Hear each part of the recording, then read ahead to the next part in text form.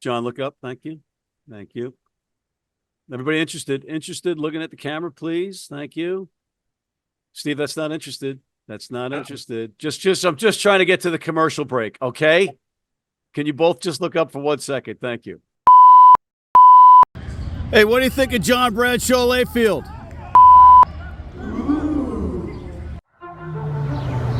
This is the Rugby Odds, where an unlikely pundit panel of a wordsmith, a WWE legend, a rugby star, and a supermodel scour the globe, seeking best bets and bad behavior. Are you not entertained?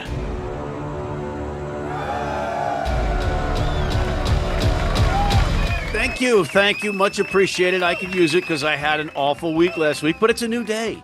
And if you look in the sponsor opportunity green room, you'll see John Bradshaw Layfield, the WWE Hall of Famer turned rugby advocate, and King Gift Egbelu. No, you won't see King Gift Egbelu. You'll see his proxy, Steve Lewis, as they prep for this show. And if you look on the Your Company name here slate, you'll see what a great show we have in store, including George Hook calling in from Ireland once again. But we were 32, 28, and 2 last week. So it was, an up and down week for us, but we got through it. And now we're on to the next round of picking games again. And we have the proxy, Steve Lewis, for King Gift Egbelu once again. John, welcome, Steve. Oh, yeah, the legend Lewis. He's here. The lizard's here. Woo! I feel like I'm a permanent proxy these days. Permanent proxy Lewis at your disposal, ladies and gentlemen. All right, so, John, let's start with you. What did you take away from the weekend? Thomas Andrew. Thomas Andrew was the man that built the Titanic. You know where he's from? Ireland. Yeah. 2 foot 6 inches. That's what Rory McIlroy had to make a putt. He missed it. 4 feet. That's what he had to do to win the tournament. He missed that. Biggest choke in history of golf since the Titanic sank by an Irish builder. And then what happened to Munster and Leinster? Oh, they're going to win. This is taken for granted. They're going to blow them away. St. Patrick should have saved the snakes and ran the Irish into the sea. St. Patrick was Scottish. You know that. He was born in Dumbarton. Good man. He was kidnapped by those thieving tinker Irish pirates. All of Italy claims St. Patrick. Sure. So we'll have to get to the bottom of that. Who are you quoting on this? He just told you where he is born. So he's the source of information that you can rely on, but I'm not. He's a Scottish legend. He knows where he was born. And all of a sudden you randomly choose, all the Italians? Why didn't you choose Bosnia? Why didn't you choose Herzegovina? Why didn't you choose Serbia? Why didn't you choose Zimbabwe? Why don't you choose anything? You just randomly choose a country. Oh, everybody claims he's from there. You know his podcast, irishmisinformation.com? Check it out sometime.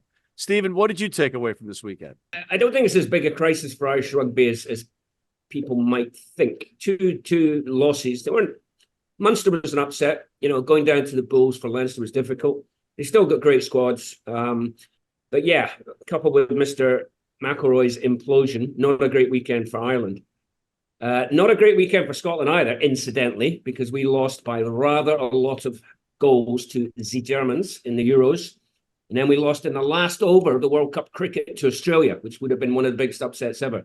But fortunately, I do belong to Glasgow, and my fellow citizens came out on top over the bog-dwelling, potato-eating Limerick crowd. That's harsh. Had Munster beaten Glasgow, who would you be rooting for? Probably Munster.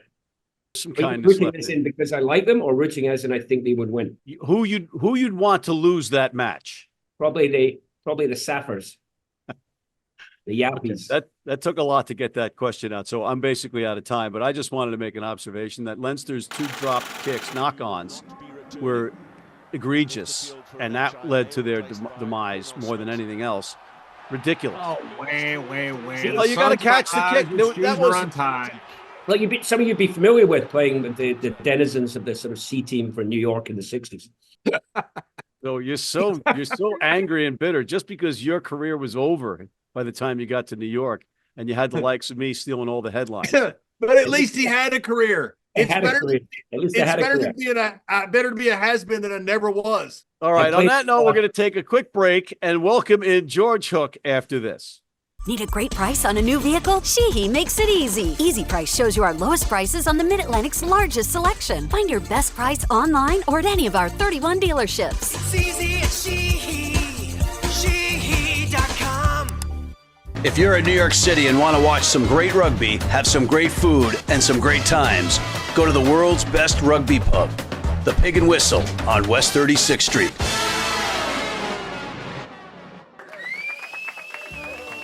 And we are back, and once again, we have the pleasure, the honor of George Hook joining us from Ireland. George, welcome back to the Rugby Odds. All right, George Hook, yeah. Yes. Yeah. George Hook is here. George Hook. Yes. Right. Now, I have to say, just before you go any further, my hero, Winston Churchill, at the lowest points in World War II, used to drink champagne. At one of the lowest points in Irish rugby, I decided to drink champagne, but of a cheap variety. That's why it's not in a conventional champagne glass. But good luck to you all. Bon chance to you. All right. We have the Glasgow Gloater on, Steve the Lizard Lewis, who I happened to be with while Munster was playing Glasgow, and it was unfortunate, the events there. But do you have anything you want to say before Steve attacks you? Well, the first thing is that this has repercussions way beyond the URC. Now, I realize Jake White was building the whole thing up into the Bulls versus Ireland, but he wasn't too far wrong. 8 or 9, this Leinster team is the Irish team. The front row is the Irish front row. The first thing is that Leinster went down there employing the Sacred Heart Convent defence, which did work in the under-14s hockey, but didn't really work in the semi-final of the URC. And I think the Amber has an awful lot to answer for. To expose half the field to the kicking, I think, was negligent. The second thing is a deep worry for Ireland is that the Irish front row was by and large demolished by a second standard South African front row. Leinster went down earlier this season. This is very important. Planning is crucial. They sent down B teams, lost. Those losses meant that they lost a home semi-final. Crucial. Secondly, crucial, it meant that the guys who went down for this game had actually no experience of playing South Africa. And it astonishes me that the coaching group of Leinster and indeed Munster are quite bullish about next year, assuming they've got a job. I'm not sure they have a job. Munster, on the other hand, were playing the worst team, not in the semi-final. They were playing one of the worst teams in the whole bloody tournament. And they lose to Glasgow. Now, Glasgow looked good only because Munster were awful. I mean, awful. Munster had no plan, had no attack, had nothing. Glasgow conceded 6 penalties in the first 12 minutes. And the yellow card. And the yellow. And the yellow card. Now, on that basis alone, the match should have been over. And Munster could do nothing. So this is a bad day for Ireland. Make no mistake about this. This is a bad day for Ireland. Probably the worst since the Vikings invaded in the 10th century. All right, hold on. Before Steve comes in, John, did you have a question about this? No, you're not going to me. You're going to Steve All right. Lewis. All right. This was, I want to hear the response from Mr. Lewis from his Glasgow Warriors. We could leave the audience, it's a cliffhanger if we wait. No. Right. This is too good. Steven? I love the referee being an idiot, but not having any good effect. I've enjoyed this show immensely so far. All right. I think it's going to get better and better. Steven? Yeah, just deal with the Leinster one first. I agree with George there. That's with that squad and those resources, they're now trophyless for 3 years. So there is a little bit of scrutiny needs to come onto that coaching staff. Now, about Munster, Glasgow's triumph. They weren't singing about small free birds flying and the Trevelyan's corn and the Connacht. Oh, man. Saturday night, were they? They were singing "I Belong to Glasgow." That's what they were singing, George. Glasgow's victory was because they out-Munstered Munster. They showed up, they were abrasive, they defended extremely well. It wasn't a vintage Munster performance, I can grant you that. 2 yellow cards in the first half. Richie Gray went off early, and then our very good friend, Mr. Fagerson, a little slap on someone who is marginally more popular in Glasgow than Margaret Thatcher, and that's Peter O'Mahony. He got a little fisticuffs there. So they survived the 2 yellow cards very well. They really didn't create a great deal either, Glasgow, but they took 2 good long-range chances, one from a counter-attack from a 22, and then one when Munster dropped the pill in the middle of the field. So, yeah, it's a totemic victory for Glasgow, though, because they haven't, they are 24 in a row at Scotstoun, but they're not great travellers. So winning that game away in Limerick is terrific. I still don't think they'll have the guns next week in Pretoria, but it still was a great performance by Glasgow. One thing I thought was interesting was Munster's famed and fabled and respect for kickers. That didn't last on Saturday, that final kick. I thought that was a shame. They booed George Horn, and he put over the winning points. Before he put over the winning points. Well, if you watch the Bulls-Leinster match, the Bulls fans were just going crazy every time a Leinster guy was kicking. Hold on here. Steve actually makes a great point. Munster, more than any other province, and Thomond Park, more than any other stadium, has prided itself on the absolute silence it has afforded to goal kickers. Unless you've been in Thomond Park, for this deathly hush that happens when goal kickers of both teams are attempting a kick. I'm 100% with Steve. It was incredibly disappointing. It's kind of organic.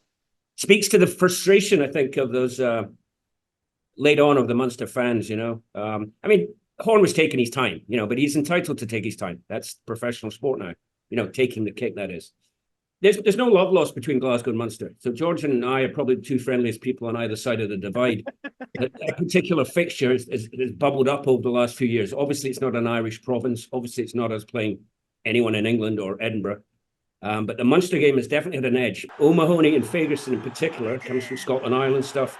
It's international level and it's Glasgow Munster level. These things seep up and down. So for Glasgow, I talked to a few of them. They were delighted to put one over on the Muppets from Munster. But Steve, I have to say, the other point of agreement with you is I don't think Glasgow have enough to go at altitude at Loftus Versfeld and win. Well, that's what we thought about them going into Thomond Park. Yeah, so if you look at that Bulls success, you mentioned it as Wilco, the prop, the front row. At somewhere Glasgow, I think, are vulnerable. A couple of good hookers, in Turner and Matthews. Xander Fagerson has played 80 minutes, 2 Saturdays in a row. That's asking a lot of your tight head. Batty played loosehead. He only got replaced by Kebbell with 10 minutes to go. So they're under the gun there. Those guys, hopefully they've got another 80 minutes in them or 90 minutes in them. But I see if Glasgow have to stand up in the set piece, the line-out's good. They've got to survive the scrums. It's going to be another physical shellacking, battering. When you go down there, altitude, Loftus, all of the above, hostile crowds. So I think they're under the gun. I think the spread is about right on that one. John, you got something you want to say? Yeah, George, when you have a rivalry game, especially like between Glasgow and Munster, you can throw records out the window for most part. The crazy things happen in rivalry games. You see it in every sport. Whether one team's a lot better, one other teams are equal, it really doesn't matter that much because of rivalries, how it implicates how the game is played. Munster, though, and Leinster both, you both agreed with Mr. Lewis and you both agreed that they underperformed. Was it hubris? Was it bad coaching? Was it lack of preparation? Why did both teams have an issue with not performing up to their standards? In the case of Munster, which I know so well, Munster had everything go for them. I mean, at least you could say to Leinster, they're at altitude, blah, blah, blah, blah, blah. You can't say that about Munster. Munster in Thomond Park, in front of a capacity crowd, and victory means a home final. So they've got everything to play for. Now, did they play like a team that wanted that? No. So you have to ask the question, where is the leadership coming from? And I think both Cullen and Rowntree at Leinster and Munster have questions to be asked. I know Steve, and it's understandable how he feels about Glasgow, but at no point would I ever put my minuscule mortgage on Glasgow to win a match. George, you mentioned management. I'm watching this game, and I'm in the early stages, and Richie Gray gets sent off while Glasgow is defending their own line, and Munster kicks a penalty. I realize there's half a century between us, right? But the thing is, you can't last week or the week before have me saying you take the points. Now, I don't care where you are. I don't care where you are. You take the points when they're offered. Kick into the corner, in my view, as a percentage success rate is too low to try it. You didn't have to kick to the corner. You could have just tapped and gone. That tap and gone went out with prohibition. I actually agree with my Munster colleague here on this as well. I'm a great proponent of taking the points, provided you trust the kicker and there's no excessive wind or anything like that. The percentage of a good kicker nailing 3 is higher than the percentage, as George alluded to, of a line-out functioning correctly. Simple. That was a spirited, fun discussion. Hey, wait a minute, George. The game this week, I think you've already kind of answered this, but you got Glasgow, who already has a perfect letdown spot. They played their rival in their rival's home. Now they got to travel all the way down to South Africa. It's a perfect letdown spot for them going down to play the Bulls. They're 8.5-point underdogs right now going down to play them. So obviously the bookmakers believe that the Bulls are going to win this match. What does Glasgow have to do if they have? Steve already had mentioned what he thought. What does Glasgow have to do to compete with the Bulls this week? Well, the reason my bookmaker is driving around in a Rolls Royce and I'm driving around in a second-hand Volvo is the bookmakers tend to get it right. And I think they've got it right in relation to the final. Simply speaking, I don't think Glasgow actually have the ammunition to win this match. I don't think they have the scrum. I don't think they have the power. I've never done anything at altitude other than drink gin tonic. And I found drinking gin tonic quite a problem at altitude. How you can run for 80 minutes, I just don't know. So this is not a fair contest because it's at altitude. So, I mean, if the Bulls were to lose this, it would be an unbelievable upset. It'd be a bit like Harry Truman winning the presidential election. Dewey! Steve, before we let George go, do you have a counterpoint? Because you look like you're crawling out of your lizard skin. Yeah. No, generally speaking, I agree. I think Glasgow will shorten it, abbreviate it. They have to survive the scrums and they have to take chances. On that note, thank you, George Hook. Thank you, sir. Yeah! Woo!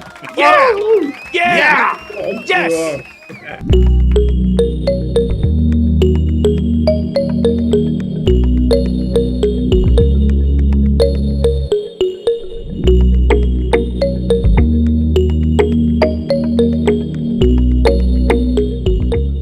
You need your cleats? You need them tomorrow? If you order today by 3 p.m. New York time or noon LA time, they can have them to you tomorrow. Young, old, male, female, if you're playing on turf, if you're playing on grass, if you're playing in the rain, you're playing in the heat, they've got you covered. RugbyNow.com. Go there now. And we are back. Always great having George Hook on and lending his wisdom with you two specifically. It was just a pleasure for me sitting back and watching. You were a terrible host. Thank you. All right, so let's move on and let's talk the URC. We've got the final, the Bulls minus 8.5 in Pretoria versus Steve's Warriors. John, why don't you take this one first? I think the spot is a letdown spot for Glasgow. I think you have this great game against a great rival in the rival's home park, and you win this game. I just think it's a natural emotional letdown. It's going to be tough to get up and travel all the way down to Pretoria play at altitude. It's not huge altitude, but it is altitude, and beat the Bulls down there. I think it's a big ask. I think the Bulls are probably going to win this game. I don't know if they cover. I would 8.5 points, but I would bet the cover on this. Well, Steve, the back line for the Bulls has taken some batterings in the last 2 weeks. They're without Aronson. They're without Willie LaRue, who had the HIA last week. And I think the protocol is he has to sit out the following week with an HIA. And, this could open it up for your Argentinian, Italian-sounding warrior and Stade to run all over the place. Yeah, I think it spreads about right, as John mentioned already. Altitude, it's a short turnaround, right? They have to scramble and find flights on Saturday night to get 35, 40 people down to Pretoria. They've got to take chances. If Willie LaRue is not playing, that would help because he had an excellent game from the veteran playmaker last week. But I think the spread is about right. So I'm going for Glasgow because I belong to Glasgow. Gift's going for the Minotaurs. I'm thinking of a new word to invent, but that's an actual word, so it's probably not relevant. But yeah, he'd go for the Bulls. I'm going to go with Glasgow covering the spread and the Bulls winning. We also have a final in Super Rugby. The Blues -5.5 versus the Chiefs. John. I'm going with the Chiefs. I'm going to take the points. I'm not sure they win, but I'll definitely will take the points. I think it's going to be a close game. Chiefs are peaking at the right time. Steve? Yeah, they talk about their mana. The Chiefs are peaking at the right time, and that's who Gift will. Mana is also a real word, so I'm not being very good proxy for Gift this week. So but he'll go for the Chiefs. I, by contrast, will go not just to be contrarian, but I will go for the Blues. Chiefs proved me wrong last week. The Blues are at home. I'm going with the Blues. Top 14. Are you related to Thomas Andrew? I mean, seriously, you like the guy who sunk the Titanic? There's a lot of drunken fornicating going on, and everybody's pretty much related. So probably. Top 14, Toulouse, who was off last week, hosting La Rochelle, who had a big win on the road. -7.5 favoring Toulouse. John. Yeah, a lot of points, but French teams at home are just different animals, more so than probably any other league in the world. Give me Toulouse. Hold on. Stephen. Yeah, Toulouse, that's a very, very good point, actually. There is nowhere in world rugby where home advantage matters more than France, to the extent that, what's his name? Conrad Smith signed a contract when he went to France after that World Cup. His contract said he wouldn't play away games. That's the way they look at it. All joking aside, Stade Toulousain with Blair Kinghorn at fullback are going to do the biz. And the team they're playing against is La Rochelle, not La Rochelle. La Rochelle. Short vowel, okay? But it's going to go for them. I love Ronan O'Gara. He's George's Munster boy. But Dupont, baby. Got to go with Dupont. Toulouse -7.5. The other game, Stade Francais hosting Bordeaux. Stade Francais was also off last week. Bordeaux -6.5 as the road favorites, John. I disagree with that. Bordeaux has been a terrific this year. Look what they did, especially with Saracens. I mean, they've been really good at times. But I'm going with Stade Francais. I really think in French rugby, in playoff games, home field is that much of an advantage. Steve, Stade Francais beat a tough Racing side last week. Who do you like? Yeah, actually, I'm going to contradict what we all just said a minute ago about home advantage. It's probably the one place the spiritual heartland of French rugby is in the south, right? And yet, with the exception of La Rochelle, you had Stade and Racing, which tend to be made up of high-paid, it's cosmopolitan, it's Paris, right? It's probably the one place where the home advantage isn't as much of a factor. So I'm probably going to go with Bordeaux on this game only, as an away team. Gift will probably go for Stade Francis, or however he pronounces it. But I'm going for Bordeaux. Better wine. I'm going to go with Bordeaux as well. I'm giving the points with Bordeaux, 6.5, like you are, Stephen. All right, let's take a break, and we'll come back with the MLR and our picks of the week after this. From New York City comes America's longest-running and most popular rugby show. The biggest names in Major League Rugby, MLR highlights, and big match previews. Rugby Wrap-Up presents MLR Weekly, made in New York City. Hey, U.S. fans, you can tune into every match live on Flow Rugby. How do we know that? Because we're on there all the time. And we're back, and we're talking Major League Rugby in its final 2 weekends. John, who do you like? Nala has quietly put together a heck of a season, and they're one of the top tier teams in Major League Rugby. They got the New England Free Jackals coming down to visit them, and they have been erratic at best, very inconsistent. Don't look like the defending champions most weeks. There are times they do. Reese McDonald is a stud, by the way, but give me Nala. Forget the points. Nala's going to win this game. Stephen. Okay, as a proxy for Gift, he is also going for Nola because he likes all things Nola. Not just the colours, he just likes Nola. So he's going for Nola. I'm going to go for Houston. I've not been a fan of San Diego all year. I just feel they're not performing. I think Dad's Army there, with Gito and Nonu still playing, combined age 325. They just haven't really performed, even though they're at home. They need to perform, and maybe they're, going to hit it hot at the end of the season. But Houston have been extremely consistent. They've got a sort of very, it's not particularly exciting rugby. Doesn't need to be. They're winning. It's professional sport. So I'm going to go with Houston on the road. I'm going to go with the team that made the playoffs for the first time in their short history, the Dallas Jackals, -3 on the road in Utah. Very disappointing season for Utah. And Dallas has a lot to play for. They think they could possibly avoid, playing the best team in the league, the Houston SaberCats, in the first round. 8 teams out of 12 make the playoffs. Okay, but, home field matters and who you play in that first round matters. Okay? Picks of the week, John. Your favorite time of the show. Who do you got for your pick of the week, Johnny Layfield? What do you say about what we say about Old Glory every single week? Or I do. Old Glory is a team that doesn't beat itself. They let other teams, they don't win games. They let other teams lose games. I'm going the opposite way, though. I think Miami is due, and I think they're playing in the rain. Probably. It looks like rainy weather and hot down in Miami. I think Miami's got the talent. I think this is a slip-up game for Old Glory. Give me Miami to beat Old Glory. You're neighbors with Paul Sheehy, co-owner of Old Glory DC. You are a despicable person. I got a crack in my windshield right now. Not his fault, though. I do have a crack in my windshield. Well, I hope it falls on your face. That's what I hope. That's not nice at all. I like Seattle to absolutely run LA out of the building up. It's because you're Adrian Belford's servant boy. You like shoveling his sheep shit and stuff. So that's all you're choosing that. John's mic has been muted, ladies and gentlemen. They're shearing the sheep, if you know what I mean.